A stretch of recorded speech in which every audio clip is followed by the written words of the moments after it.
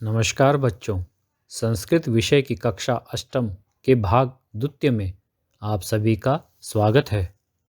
बच्चों, इससे पूर्व वीडियो में हमने इस पाठ का एक अनुच्छेद पढ़ा था। आगे का पाठ इस प्रकार से है। निरपहा करम बद्ध्वा अवदत्। राजा हाथों को बांध कर बोला, यानी हाथ जोड़कर बोला, भगवान, यदि भवान मम सेवया संतुष्टः, यदि आप मेरी सेवा से संतुष्ट हैं, तर्हि अहम, तो मैं, यस्यापि पदार्थस्य, जिस भी पदार्थ को स्पर्शम कुर्याम, स्पर्श करूं अर्थात छूऊं, तत्सुवर्णम भवतु, वह सोने की हो जाए। इतिम वरम यच्छतु, ऐसा वर दीजिए। मुनि अपि एवं एव भवतु, मुनि भी ऐसा ही हो, कथयित्वा कहकर, ततः अगच्छत, वहाँ से चले गए। राजा अपि वरम प्राप्य, राजा भी वर को प्राप्त करके अतीव प्रसन्नः अभवत्, बहुत खुश हुआ। सह महर्षि वचनम, उसने महर्षि के वचनों को परीक्षितुम, परखने के लिए, उत्सुकः अभवत्, उत्सुक हुआ। समयम व्यर्थम न यापयन, समय को बेकार न करते हुए, सह तत्क्षणमेव तत्र, उसने उसी क्षण ही वहाँ स्थितानि वस्तूनि, वहाँ पर स्थित वस्तु को एक एकम कृत्वा अस्पृश्यत, एक एक करके छू लिया। सर्वाणि वस्तूनि सौवर्णानि अभवत्, सभी वस्तुएं सोने की हो गई। एतत् पश्यतः, यह देखकर, तस्य तृष्णा अवर्धत, उसकी लालसा बढ़ गई। आगे पढ़ते हैं। लोभी राजा प्रासादस्य सर्वाणि वस्तूनि अस्पृशत, लोभी राजा ने महल के सभी वस्तुओं को छुआ।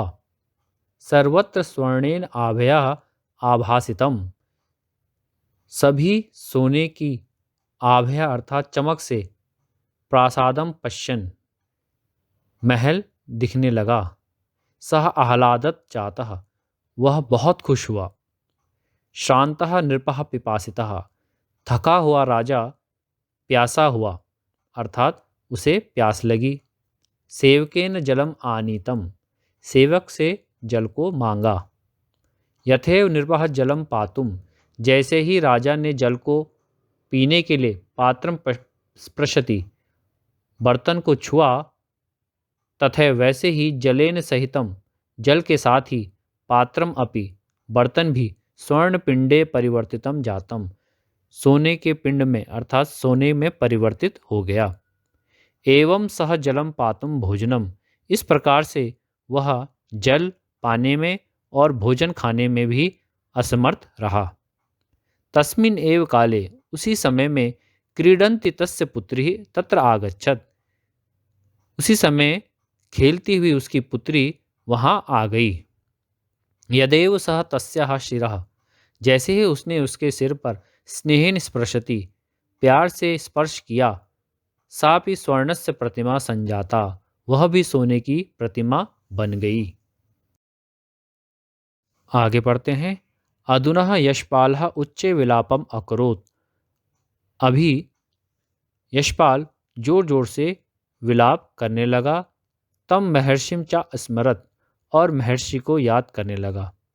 भाग्यवशेन सह एव महर्षि, भाग्यवश से वह वहीं महर्षि तत्र आगच्छत, वहाँ आ गए। नृपः तस्य महर्षि चरणयो, राजा उन महर्षि के चरणों में गिरकर, पतित्वा गिरकर, दत्तम वरम, दिए हुए वर को, निवार्यतुम अकथ्यत, निवारण के लिए कहा।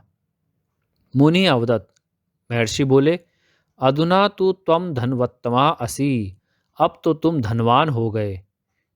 किमर्थम रोदिषि, किस लिए रो रहे हो।